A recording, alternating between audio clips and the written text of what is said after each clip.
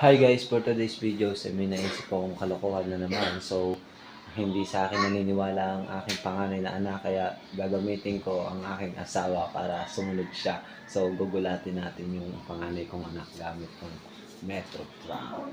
So guys, ito yung tinatawag na Metro Prank. So, ipapakita ko sa inyo kung paano to.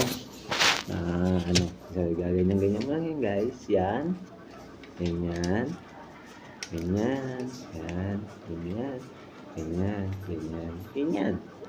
Yan. Yan. Yan guys. Magugulat yun guys. Yan.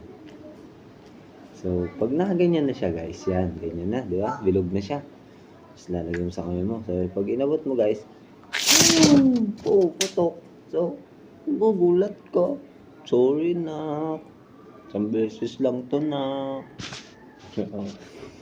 Yun, samahan nyo guys. Let's go. 5 minutes later. Kaya na! Bumili ka doon ng ano ba to? Yung mantika. Bakit? Ayoko. Hindi to pera. Bumili ka mantika. Nagluluto ako. Dalian mo na.